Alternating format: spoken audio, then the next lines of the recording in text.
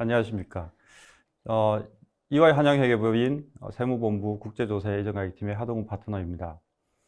근본 개정세법 설명회를 통해 EY 한양 세무본부 국제조세팀은 국제조세 조정에 관한 법률 및 시행령의 개정 사안뿐만 아니라 다른 법률에 개정된 내용 중에 해외 진출 기업에 영향을 줄 수 있는 사안들을 모아서 상세한 설명을 드리고자 합니다. 이번 2월 10일 국제조세 조정에 관한 법률 시행규칙 개정안을 마지막으로 금년도 국조법 시행령 시행규칙 개정안이 차례로 모두 발표되었습니다.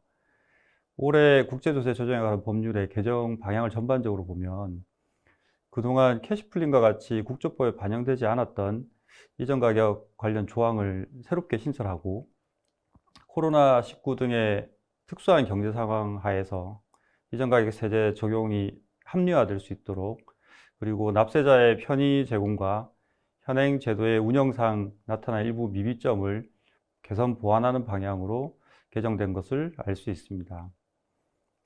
우선 그 내용을 차례로 살펴보면 1번 외국법인 연락사무소 현황 자료 제출 의무가 신설된 걸 볼 수 있는데요. 법인세법 94조 2가 신설됐습니다. 현재는 외국법인의 연락사무소나 국내 지점 등에 대한 현황 보고에 대한 의무 규정이 없습니다. 근데 향후는 이 법이 도입되고 나서 향후 외국법인 연락사무소의 기본사항, 예를 들면 대표자나 인적사항 등의 외국법인 본사 현황 및 국내 다른 지점 현황 또는 국내 거래처 현황, 이런 자료들을 과세년도 다음 연도에 2월 10일까지 제출하도록 하는 규정이 도입되었습니다. 이 법에 연결돼서 법인세법 시행령 133조 2도 같이 신설이 되었는데요. 해당 규정이 신설이 되면 외국법인이 실제로는 연락사무소에서 주요한 사업활동을 하면서 국내 원천소득에 대한 신고나 납부를 하지 않는 경우에 그러한 경우에 대한 검증, 아니면 고정사업장 관련된 세무조사의 강화, 이를 통한 법인세나 부가세, 과세가 증가할 것으로 전망이 됩니다. 따라서 연락사무소의 기능이 어떤 것인지에 대한 기능 점검과 연락사무소를 통한 국내 사업이 실질적으로 어떻게 진행되고 있는지를 한번 살펴보시고 국내 사업장의 운영 형태를 한번 재정립하는 그런 과정이 필요할 것으로 보여집니다. 그 다음에는 국제거래 관련돼서 기한 후에 제출했을 경우에 과태료 감경 기준이 신설되었습니다. 현행 기준에 따르면 세무신고 기한 후에 국제거래 등을 자료들을 미제출하거나 거짓 제출하면 그런 경우에 과태료 규정은 있었지만 수정 제출하거나 세무신고 기한 후에 제출했을 경우에 과태료 감경에 대한 기준은 없었습니다. 향후에는 과태료 부과 전에 국제거래 자료를 수정하였거나 신고 기한 이후에 제출하는 경우에 기한에 따라서 과태료의 30에서 90%가 감경될 수 있도록 새롭게 법을 규정을 하였습니다. 따라서 실수 등의 이유로 적시에 국제거래 자료를 제출하지 못했을 경우에 그런 경우에 본 규정 도입으로 인해서 기업들의 적극적인 자료 제출을 유도할 수 있도록 그렇게 도입됐다고 볼 수 있습니다. 다음은 특정 외국법인을 통한 조세 회피에 대한 관리 강화에 대해서 말씀드리겠습니다. 현행 규정에 따르면 해외 현지 부담세액이 실제 발생 소득의 15% 이하면서 외국법인과 특수관계에 있는 내국인이 외국법인의 의결권 있는 주식의 5% 이상을 보유하고 있는 등의 외국법인에 한정해서 특정 외국법인 규정이 적용되었었습니다. 향후에는 최고 세율, 그러니까 25%에 70% 이하, 즉 17.5%로 기준을 상향 조정하는 한편 법인세법 제5조 2항의 기준에 따라서 신탁재산을 외국법인으로 보아서 특정 외국법인의 유보소득 배당 간주 제도를 적용하도록 법을 개정하였습니다. 이 법 개정을 통해서 특정 외국법인의 과세 제도를 기존에 적용받지 않았던 유효세율 15%에서 17.5% 범위 내의 해외 진출 기업도 내년에는 과세 대상 법인으로 전환될 예정이니까 요 점을 잘 유념하셔야 될 것 같습니다. 다음은 해외 부동산에 대한 자료 제출 의무가 강화되었습니다. 현재는 해외 부동산을 취득, 투자, 운용, 처분하는 등의 처분하는 거주자 및 내국법인에 대해서 해외 부동산 자료 제출 의무를 부과하고 있으나 해외 부동산을 보유하고 있으나 임대 등을 하지 않는 경우에는 자료 제출 의무가 없었습니다. 그러나 향후에는 거주자 및 내국법인이 해외 부동산을 단순 보유하는 경우에도 해외 부동산에 대한 자료 제출을 의무적으로 하도록 하고 있습니다. 이와 같은 법령 개정으로 인해서 과세당국의 해외 부동산에 대한 세원 관리를 강화할 것으로 예상이 됩니다. 그 다음에는 간접투자회사 등에 대한 외국납부세 공제 방식 개선이 개정이 되었고요. 현행 법률에 따르면 이제 자본시장법상 투자회사와 투자목적회사 등이 지금 다양하게 해외 소득에 대한 현지에서 세금을 부담하였다면 간접투자회사 등이 과세표준 신고 시점에 외국납부세액을 먼저 정부로부터 환급받고 그 이후에 국제적 이중과세를 제거한 후에 해당 소득을 투자자에게 실제 배분하는 시점에 국내 세율로 원천 징수를 했습니다. 근데 향후에는 간접투자회사 등이나 투자신탁 등에 대한 외국납부세액 환급 절차는 폐지를 하고 간접투자회사 등과 투자신탁 등이 투자자에게 투자소득을 지급하는 때에 외국납부세액을 차감한 금액만큼만 원천 징수하거나 법인 투자자에 대해서 원천 징수되지 않는 투자신탁 외의 투자소득에 대해서는 해당 법인 투자자가 법인세 신고 시 간접투자회사가 부담할 외국납부세액을 포함하여 공제받도록 개정할 예정입니다. 그 다음에는 외국법인 소속 파견근로자의 소득에 대한 원천징수 의무자 요건을 개선하였습니다. 현행 규정은 외국법인 소속 파견근로자를 사용하는 내국법인 중에서 파견 외국법인에 지급하는 근로대가의 합이 연간 20억을 초과하고 직전 사업연도 기업 규모가 매출액의 한 1,500억이거나 혹은 자산총액이 5천억 이상인 기준을 충족하면서 항공운송업이나 건설업, 과학 및 기술 서비스업 등의 사업을 영위하는 경우에 해당 내국법인은 지급하는 근로대가의 19%를 원천 징수함으로써 근로소득세 확정신고를 대체할 수 있도록 하고 있습니다. 향후에는 근로대가의 합이 연간 20억을 초과하는지를 판단함에 있어서 파견 외국법인과 계약상 근로대가 합이 20억을 초과하거나 혹은 직전 연도 실제 근로대가의 지급액 합이 20억을 초과하는 것으로 판단 기준을 구체화했다라고 볼 수 있습니다. 법인이 아닌 단체 구성원의 소득신고 간소화이고요. 이 법에 도입되기 전에 현행에는 소득세법에 따라서 법인이 아닌 단체 구성원은 구성원 간의 이익의 분배 비율이 정해져 있는 경우거나 혹은 사실상 이익이 분배되는 것으로 확인되는 경우에 구성원별로 소득신고를 하고 있도록 규정하고 있습니다. 이 법 도입 이후에 향후에는 비거주자인 구성원들에 대해서는 해당 단체가 구성원의 거주지국 납세자 번호 등을 과세 정보를 제출하고 해당 단체 구성원으로서 비거주자인 구성원들의 소득신고를 대행하는 거주자가 일괄하여 소득신고하는 것을 해당 비거주자 구성원들이 동의한 경우에 해당 단체 구성원 1인이 일괄하여 소득신고를 할 수 있도록 개정될 예정입니다. 그 다음에 국외 투자기구 특례 실질 귀속자 간주 요건과 조세조약 간의 관계를 명확하겠다라고 되어 있고요. 이 법 도입하고 나서 향후에는 이제 국외 투자기구가 실질 귀속자 여부 판단 기준에 따라서 조세조약에서 정하는 관련 요건을 명확하게 반영을 하도록 하고 있습니다. 그래서 본 개정을 통해서 국외 투자기구의 실질 귀속자 여부 판단에 내국법인 또는 소득세와 관련된 기준보다는 조세조약상에서 정하는 요건을 좀 더 명확하게 반영했다라고 볼 수 있습니다.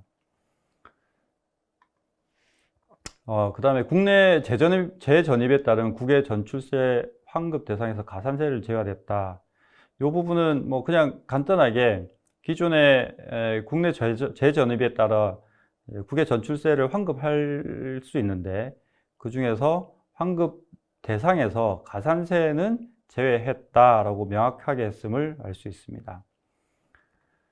그다음에 비거주자 외국법인의 국제거래 관련 자료 제출 연장. 네, 요 현행 규정은 외국법인의 국내 사업장과 국외 본점이나 다른 지점 간의 거래에 대해서 내부거래 명세서나 경비, 배분 계산서 등의 제출 서류는 보통 법인세 신고 시한 내에 제출하도록 하고 있습니다. 근데 향후에는 이제 사업여도 종료일 이후에 사업여도 종료일이 속한 달의 말일부터 6개월 이내에 제출 기한이 연장될 예정입니다. 그래서 외국법인의 국제거래 관련된 자료 제출 기한이 일반적인 내국법인의 국제거래 명세서 등의 제출 시기와 맞게끔 규정을 바꿔서 외국법인의 국내 사업장의 세무행정을 좀 부담을 완화시키도록 하고 있습니다. 거주자 증명서 발급 사유 명확화. 현재 국조법은 조세조약상 제한세율을 적용받는 경우에 하나의 거주자 발급 증명서를 발급하도록 규정하고 있습니다. 향후에는 국조법에 관련된 규정 개정을 통해서 채약 대상국에서 제한세율 이외의 조세조약 규정을 적용받고자 하는 경우에도 그 조세 목적상 대한민국 거주자임을 증명할 필요가 있는 경우에 법령상 발급 사유에 명확히 포함하도록 하였습니다. 과세당국이 납세 의무자에게 요구할 수 있는 실제 소유자 정보의 범위 보완.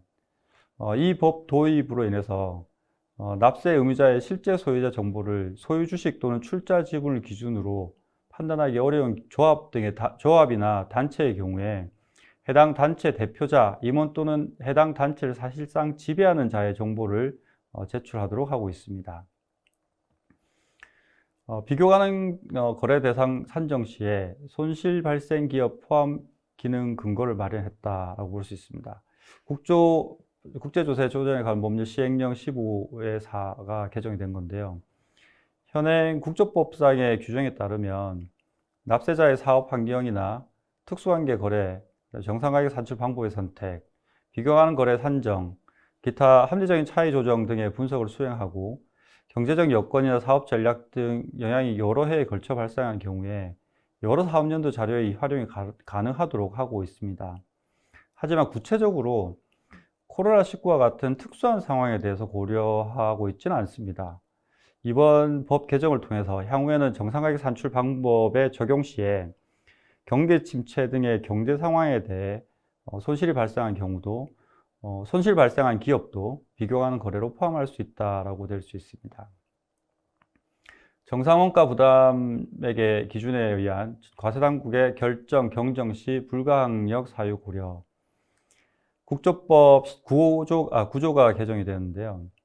우리나라 현행 이전과의 관련 규정에 보면 과세당국은 거주자와 국외 특수인 관계인 간의 사전에 원가, 비용, 위험의 부담에 대한 분담을 미리 약정을 체결하고 이에 따라 무형자산을 공동으로 개발, 확보하는 경우에 원가와 같은 분담액이 정상 원가 분담액과 차이가 있는 경우에 과세 표준을 결정하거나 경정하도록 하고 있습니다.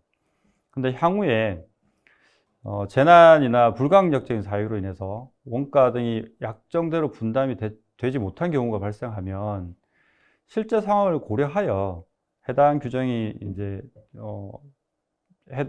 실제 상황을 고려해서 반영할 수 있도록 해당 규정을 개정할 것으로 보여집니다. 이번 개정을 통해서 코로나19나 대규모 재난 등의 불가항력적인 특수한 상황이 발생했을 경우에 원가 분담 약정에 대해서 합리적으로 적용 가능할 것으로 보여집니다. 하지만 지금 이 법 도입을 하면서 불가항력이라는 그 표현이 좀 불분명한 기준을 제시하고 있어서 이 부분에 대한 명확한 기준이 추가적으로 제시되어야만 납세자들 혹은 과세당국의 혼란이 줄어들지 않을까라는 생각이 듭니다. 그다음에 정상가격에 의한 신고 및 경정청구 기간이 명확화되었습니다.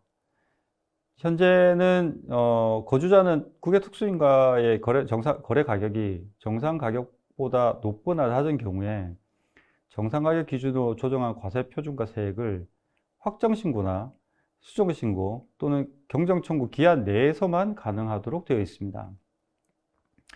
하지만 이제 향후에는 이전 가격 세제에서도 기한 후 신고 제도를 도입해서 신고 기한이 도과한 경우에도 기한 후에 신고를 할 수 있도록 함으로써 납세자의 편의가 정진되도록 할 것으로 예상이 됩니다.